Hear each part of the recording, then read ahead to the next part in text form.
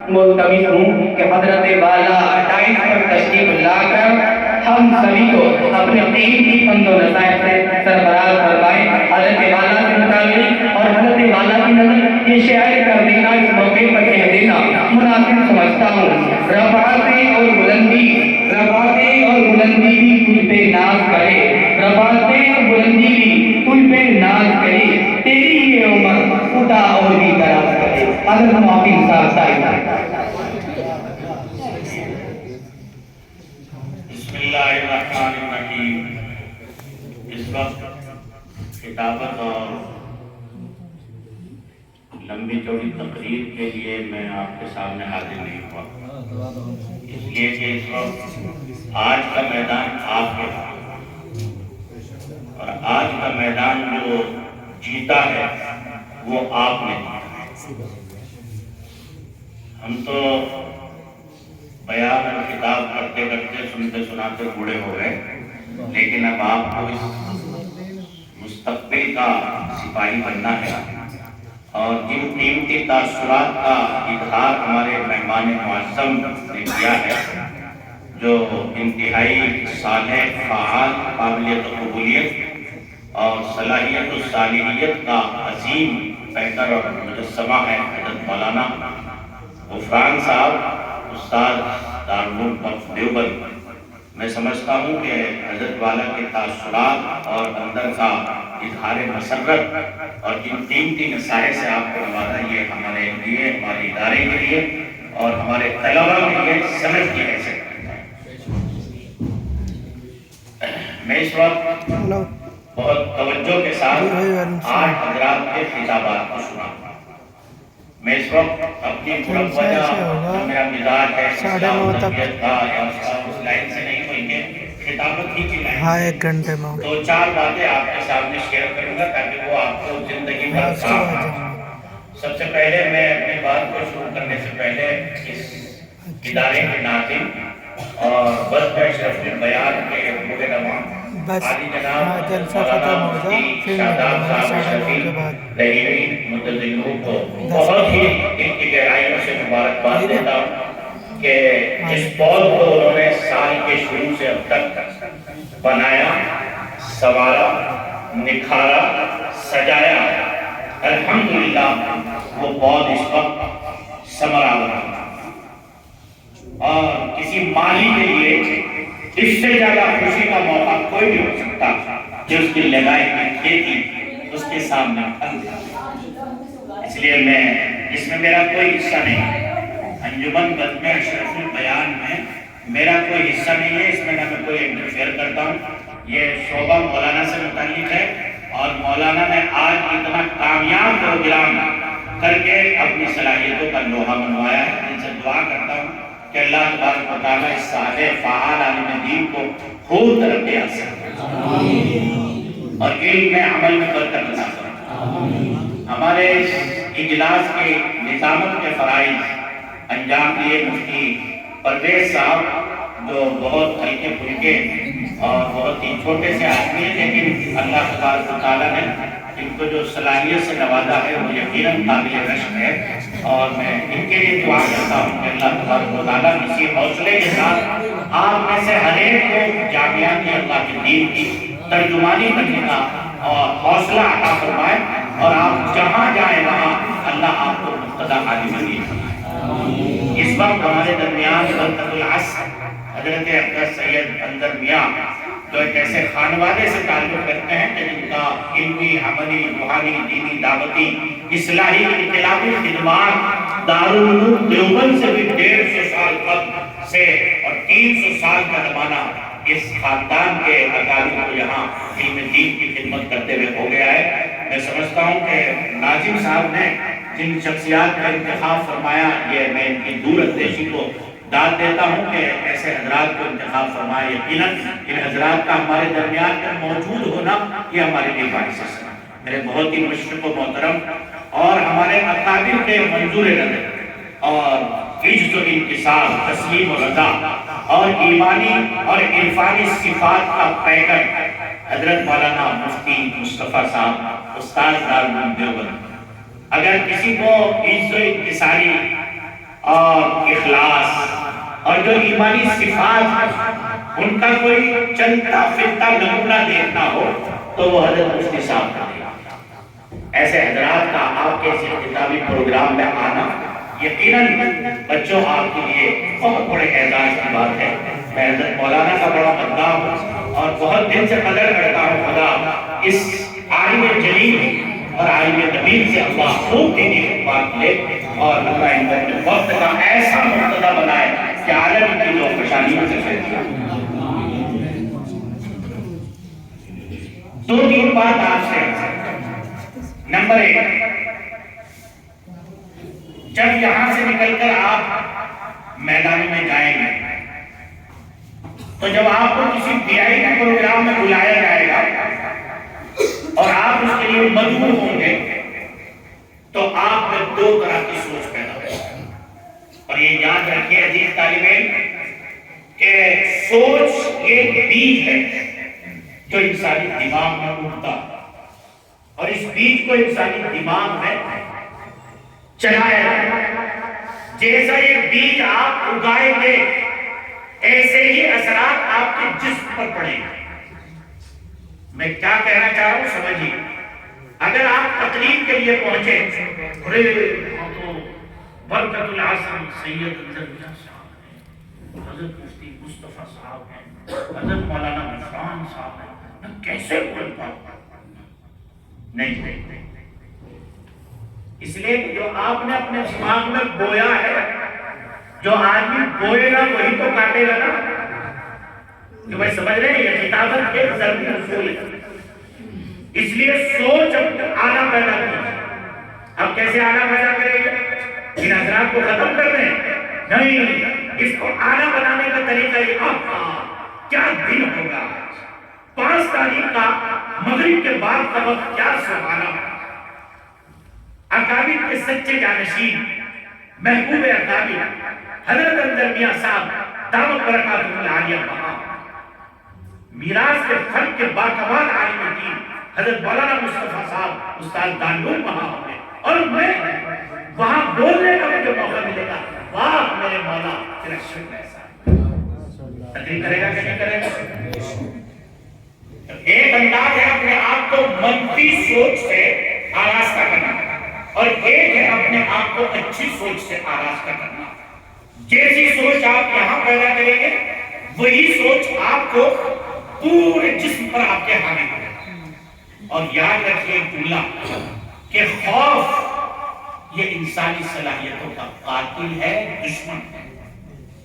خوف تو ہونا ہے، یہ انسانی صلاحیتوں کا کیا ہے؟ قاتل۔ اور یہ جو ڈائز ہے نا، ڈائز، میں ڈائز سے دور کھڑا ہوں، ابھی میرے بہت سے ساتھی یوں کر رہے ہیں۔ محترم بزرگوں دوستو، اسلام نے کہا، قرآن نے کہا، یہ ڈائز، یہ ڈائز جو ہے یہ کیری باکس ہے۔ کیا ہے؟ Carry box. یہ آدمی کی گھبراہٹ کو، بے چینی کو، اس کے جو ہے جو پیر ہلتے ہیں خطابت کرتے وقت، اس عیب کو چھپانے کا ذریعہ ہے یہ باکس۔ یہ نہیں ہونا تھا۔ جب آپ میری پوری ایکٹیویٹی کو مکمل دیکھیں گے تو آپ زیادہ متاثر ہوں گے یا میرے اتنے سے جسم کو دیکھیں گے تو زیادہ متاثر ہوں گے؟ پوری ایکٹیویٹی ہونی چاہیے نا۔ لیکن یہ ایسا عیب چلا کہ اس عیب نے یہ آیا تھا اس لیے تاکہ جب وہ پیر یوں کانپتے تھے اور لوگ اس کا سہارا لیتے تھے، گھبراتے تھے، تو تاکہ یہ اس کو اپنے اندر کیا کر سکے؟ چھپا سکے۔ لیکن ابھی ہمارے پروگرام میں کیا بن گیا؟ زینت بن گیا۔ دنیا میں جتنے بھی بڑے ٹرینر ہیں خطابت کے، دوسرے فنون کے، ان تمام ٹرینرز کو آپ نے دیکھا ہوگا کہ وہ کبھی بھی ڈائز نہیں ہے، ہمیشہ سامنے آ کر بالکل پیر سے لے کر اوپر تک جو ایکٹیویٹیز ہیں ان کو تاکہ مجمع دیکھے اور اس کو سیکھے۔ اس لیے میں اس کا قائل نہیں ہوں۔ میں خطابت میں اللہ نے مجھے کہنے میں کوئی سنکوچ نہیں ہے، خطابت میں مجھے رب نے خصوصی ملکہ عطا فرمایا۔ میں اللہ کا شکر ادا کرتا ہوں۔ ابھی اڑیسہ میں جب میں گیا تو تقریباً 70-80 علماء اسٹیج پر، ہدایت ملت کے خلیفہ، اسلام کے خلیفہ، بڑے بڑے اکابر، اور بہت زبردست وہاں استقبال میں ہوا تو میرے دل میں احساس ہوا یار اتنا بڑا مجمع، لیکن مان احساس ہوا اگر یہ اتنے ہی بڑے ہوتے تو مجھے کیوں بلاتے؟ اگر یہ اتنے ہی بڑے ہوتے اور میری عدالت کے دل میں قدر نہ ہوتی اور یہ مجھے عالم نہ سمجھتے اور یہ مجھے خطابت کا شہسوار نہ سمجھتے تو اتنی جو یہ 20,000 روپے کا ٹکٹ جہاز کا دیا، ہوٹل میں ٹھہرایا، گاڑیوں کا انتظام کیا، یہ مجھے کیوں بلاتے؟ ایک دم شیر ہو گیا، سمجھ لے، ایک دم گھبرا کیا ہونے ہوئے ختم ہو۔ اس لیے یہ نہیں سوچنا کہ اسٹیج پر کون بیٹھا ہے، یہ سوچنا کہ مجھے کہنا کیا ہے، میرا مقصد کیا ہے، میں کس مقصد کے لیے آیا۔ اب تیسری اہم بات، ابھی آپ ابتدائی مراحل میں تو تقریر کیسے یاد کریں، کیسے سیکھیں، کیسے خوف کو ظاہر کریں، تقریر کو خوبصورت کیسے بنائیں، تو یاد رکھیے سب سے پہلے تقریر آپ جو مواد لے رہے ہیں وہ مواد بہترین انداز میں مرتب یا تو ملے آپ کو، یا مرتب کر لیجئے یا مرتب کرا لیجئے۔ جب آپ نے مواد کو مرتب کر لیا تو اس کے بعد آپ اس کو حوصلہ کھولنے کے لیے، خوف کو دور کرنے کے لیے سب سے پہلے اپنے بے تکلف دوستوں میں اس کی مشق کریے، بے تکلف دوستوں میں مشق کریے، اس لیے کہ وہاں آپ کو یہ نہیں ہوگا کہ میں نے کیا غلط کہا، کیا سیکھا۔ نمبر 2، آئینہ سامنے رکھ کر آپ اس میں اپنی مشق کیجیے، اس لیے کہ آئینہ کبھی جھوٹ نہیں بولتا ہے۔ آپ تقریر کرتے ہوئے یوں کر رہے ہیں، آپ تقریر کرتے ہوئے یوں کر رہے ہیں، تو جو بھی آپ کی غلط ایکٹیویٹی ہے جو سامنے والوں پر غلط اثر ڈالے گی تو وہ ایکٹیویٹی آپ کو آئینہ بتاتا رہے گا، آپ اس کی کیا کرتے رہیں گے، اصلاح۔ چوتھی چیز یہ ہے کہ آپ اپنی تقریر ریکارڈ کر لیجیے اور ریکارڈ کر کے اس کو بار بار ریوائزیشن کیجیے۔ بار بار ریوائزیشن کریں گے تو جہاں آپ نے لفظ غلط بولا، جہاں آپ نے ایکٹیویٹی غلط کی، جہاں آپ نے کوئی ایسا کردار لفظ نبھایا غلط، تو وہ آپ اس کی کیا کرتے ہیں، اصلاح۔ اور چند مرتبہ سننے کے بعد جب وہ آپ کی تقریر کر کے آئے گی تو جتنے لوگ اسٹیج پر بول رہے ہوئے ان میں سب سے بہترین اثردار اور خدا کے محبوب پیغمبر صلی اللہ علیہ وسلم نے فرمایا ان من البیان لسحرا، بیان تو جادو ہے، حقیقت میں آپ کا خطاب جادو بن کر اور سر چڑھ کر یاد رہیں گے باتیں۔ تیسری چوتھی بات یہ ہے کہ آج میں عام طور سے جب کسی بڑے اچھے اسٹیج پر پہنچتا ہے تو وہاں گھبراہٹ کا، جھنجھلاہٹ کا، پسینہ آنے لگتا ہے، پسینہ آ جاتا ہے، مجھے تو پسینہ شیروانی پہننے کی وجہ سے آ رہا ہے، گھبراہٹ کی وجہ سے، سمجھ رہے ہیں آپ، تو پسینہ آنے لگتا ہے کس کی وجہ سے، گھبراہٹ کی وجہ سے۔ اس کی کیا بنیادی وجوہات ہیں بس یہ سمجھ لیجیے، اس کے بعد میں اپنی بات کو ختم کرتا ہوں۔ تو اس کی بنیادی وجہ کیا ہوتی ہے؟ نمبر 1، تیاری نہ کرنا، کیا نہ کرنا، تیاری نہ کرنا۔ نمبر 2، جس مجمع میں جا رہا ہے اس کا تاثر اپنے اوپر اتنا قائم کر لینا، ارے اتنے بڑے منہ ہیں، اتنے منہ ہیں، وہاں ایسے وی وی آئی پی لوگ ہوں گے، میں کیسے بولوں گا۔ میں بنگلور میں ایک مرتبہ آئی ٹی انجینئروں کے درمیان میں خطاب کے لیے گیا، 10 فلور پہ جو مسجد ہے آئی ٹی پارک میں، تو 10ویں مالا پہ منزل ہے، 2500 انجینئرز، کتنے، سب آئی ٹی پروفائل کے لوگ تھے، ہائی پروفائل۔ میرے ذہن میں ایک بات آئی، میں نے کہا یہ ہائی پروفائل لوگ ہیں، دنیا دار لوگ ہیں، کمپنیوں کے مالک ہیں، ایم ڈی ہیں، یا تو کیا بولے گا ملا جی آدمی یہ کہیں گے کہ یہ پتہ نہیں کیا بولے گا، یہاں 2,500 لوگوں کا مجمع۔ لیکن میں نے کہا کہ اگر یہ دین میں علم میں اتنے ہی قابل ہو گئے تو یہ میری 10 دن پہلے تاریخ لے کر اور مجھے یہاں کے لیے مدعو نہ کرے۔ اور ذہن سے خوف ختم ہو گیا۔ اور انفارمیشن ٹیکنالوجی کی قرآن و حدیث میں کیا اہمیت ہے، جو 1.25 گھنٹہ بیان ہوا ہے تو انجینئر یوتھ، یہ مولوی صاحب ہے، انجینئر ہے، پروفیسر ہے، کیا سمجھ رہے ہیں آپ، گھبرائیے نہیں۔ دوسروں کا مقابلہ اپنے ساتھ مت کیجیے، ان کی صلاحیتیں الگ ہیں، آپ کی صلاحیتیں، آپ کو جو رب نے صلاحیت کی ہے، خدا کی قسم دنیا کا کوئی بندہ ان صلاحیتوں کا مقابلہ نہیں کر سکتا۔ میں دعوے کے ساتھ کہہ سکتا ہوں قدرت نے مجھے جو فہم خطابت کی لائن میں ادا کیا، دنیا کا کوئی بندہ اس کا رول میں ادا نہیں کر سکتا، اور کسی اور خطیب کا میں رول میں ادا نہیں کر سکتا۔ سمجھ رہے ہیں آپ، میری صلاحیت میرے رب کی خدا داد ہے، سامنے والے کی صلاحیت سامنے والے کی خدا داد ہے، تو میں اس کا اثر اپنے اوپر کیوں لوں؟ میں اس کا اثر اگر دوں گا تو میں اپنی صلاحیت کو کیا کر دوں گا؟ چھوڑ دوں گا۔ سمجھ رہے ہیں آپ؟ یہ بات ذہن میں رکھیے۔ اس وجہ سے بھی آدمی کو عدم اعتماد ہوتا ہے، جھنجھلاہٹ ہوتی ہے، گھبراہٹ ہوتی ہے۔ تو کسی کا اثر مت لیجیے، اپنا موازنہ کسی کے ساتھ مت لیجیے۔ اس وجہ سے بھی آدمی جب اپنا موازنہ، یار وہاں فلاں بچہ ہے، وہ پہلے بھی کامیاب ہوا تھا، اس نے مسابقہ جیتا تھا، وہ بھی آ رہا ہے، اس سے میں مقابلہ کیسے کروں؟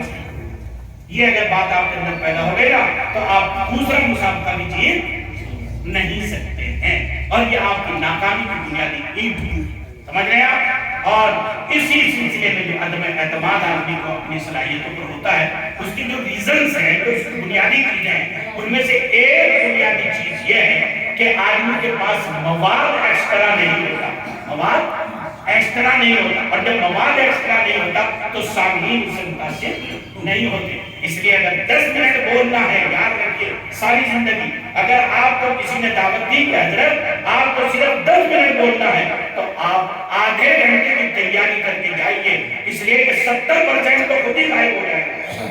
یہ نظام ہے جو آدمی مطالعہ کرتا ہے۔ حضرت مفتی صاحب، اگر آدمی نے 1 گھنٹہ مطالعہ کیا اور 100% مطالعہ کیا تو 70% تو قدرتی دوڑتے دماغ سے کیا ہو جاتا ہے؟ غائب ہو جاتا ہے، اتنا صحیح بچتا ہے۔ اور جب اتنا صحیح بچتا ہے، اب آپ نے سوچا کہ 10 منٹ تو بولنا ہی ہے اور 5 منٹ کا مطالعہ کیا، تو جب آپ وہاں پہنچے تو وہ 5 منٹ کا ختم ہو گیا، اب آپ سوچ رہے کیا بولیں؟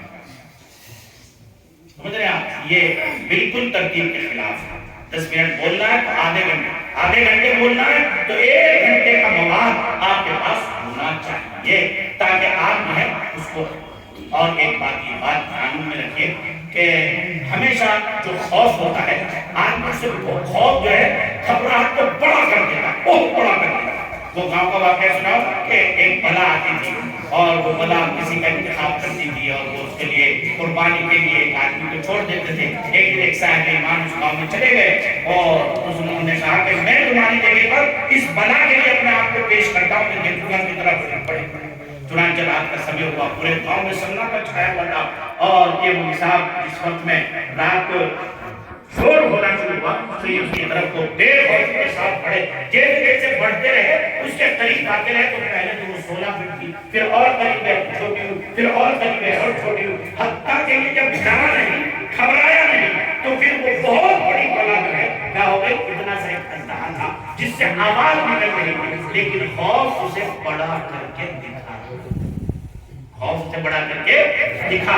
خوف جو ہے وہ آدمی کو بڑا کر کے دکھاتا ہے، مصیبت کو، کسی بھی حادثے کو، کسی بھی معاملے کو۔ اس لیے خوف اپنے ذہنوں سے کھرد دیجیے اور اپنے آپ کو جو ہے کسی سے موازنہ مت کیجیے۔ انشاءاللہ مجھے بہت امید لگی ہے، مفتی صاحب کی محنت انتہائی کارآمد ثابت ہو رہی ہے، بڑی صبرآور ثابت ہو رہی ہے، اور انشاءاللہ اگلے سال دارالعلوم شفیہ دیوبند میں باقاعدہ فن خطابت کو سلیبس کی شکل میں نے ذہن بنایا ہے اس سال سے کہ سلیبس کی شکل میں انشاءاللہ فن خطابت یہاں شروع کیا جائے گا، اور آن لائن بھی اس کا اہتمام رہے گا، اور روزانہ ٹرینر تقریباً اس میں 140 سے زائد اسباب میں نے فن خطابت کے سلسلے میں مرتب کیے ہیں، اور ان کو انشاءاللہ ایک ایک کر کے، جیسے میں نے ابھی آپ کو بتایا کہ خوف کیسے دور کیا جائے، اپنے یاد کی روح کیسے کارآمد کیا جائے، اور جو ہمیں پسینہ آتا ہے، گھبراہٹ ہوتی ہے، اس کا ایک تصور یہ ہوتا ہے کہ ہم نے ایک تصور یہ کہ اتنے اچھے پروگرام میں جا رہا ہوں، تو اب یہ جو پہلے والا خوف ہے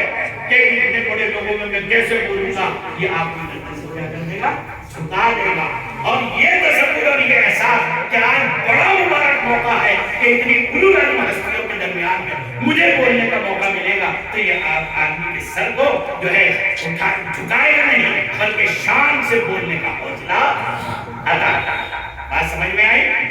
میں آپ کا بھی بہت دل کی گہرائیوں سے، جتنے مصاحبین ہیں ان کو دل کی گہرائیوں سے مبارکباد دیتا ہوں۔ مجھے آپ میں ابوالکلام کی سحر آفرینی نظر آتی ہے، مولانا محمد علی جوہر صاحب کی تاثیر نظر آتی ہے، اور مجھے آپ لوگوں میں اپنے اکابر کے جلوے نظر آتے ہیں۔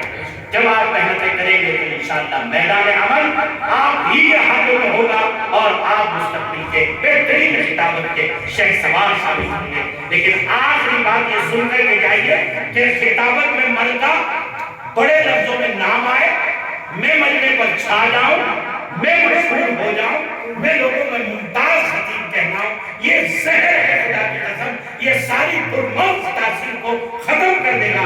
اگر تاثیر پیدا ہو سکتی ہے تو صرف اس لیے یا اللہ خطابت اس لیے سیکھ رہا ہوں تاکہ تیرے دین کا ترجمان بن سکوں، تاکہ تیرے دین کا ترجمان بن سکوں اور سنت و شریعت کے رموز اسرار نکاح آئی کو تیرے ملک تک پہنچا سکوں۔ یہ تاثیر آپ کے خطاب میں وہ تاثیر پیدا کرے گی کہ آپ انشاءاللہ مستقبل کے شہ سوار ثابت ہوں گے۔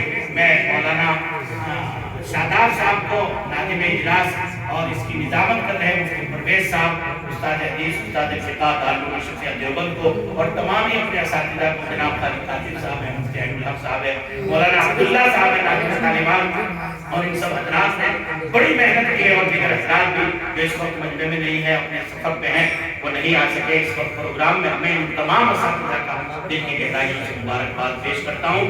یہ میرا کمال نہیں، میری انجمن سجی ہوئی ہے، بلکہ یہ سب کچھ اساتذہ کی محنتوں کا ثمرہ ہے، اس لیے کہ اساتذہ کسی بھی ادارے میں روح ہوتے ہیں اور ریڑھ کی ہڈی ہوتی ہے۔ اساتذہ جہاں محنتی نہ ہو، فعال نہ ہو، صالح نہ ہو، وہ ادارہ کبھی بھی ترقی نہیں کر سکتا۔ میں دل کی گہرائیوں سے مبارکباد دیتا ہوں آپ کو، اور اس حوصلے کے ساتھ رخصت کرتا ہوں اس پروگرام سے۔ نہ نازی کی ضرورت ہے، نہ نیازی کی ضرورت ہے، نہ نازی کی ضرورت ہے، نہ نیازی کی ضرورت ہے، میدان جنگ میں مردان غازی کی ضرورت ہے۔ ندا آتی ہے اب بھی کربلا کے میدان سے، ندا آتی ہے اب بھی کربلا کے میدان سے، حسین ابن علی جیسے نمازی کی ضرورت ہے۔ اور اس حوصلے کے ساتھ آپ کو رخصت کرتا ہوں۔ قدم رک نہ جائے جو حائل ہو پر، بکنا نہیں، جھکنا نہیں، ٹوٹنا نہیں، بکھرنا۔ یاد رہے گی بات؟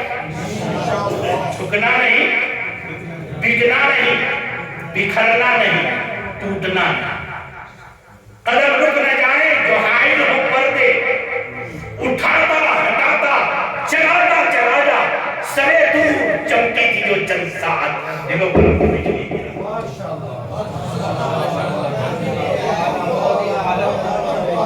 جزاک اللہ کی قسم بات کر دی۔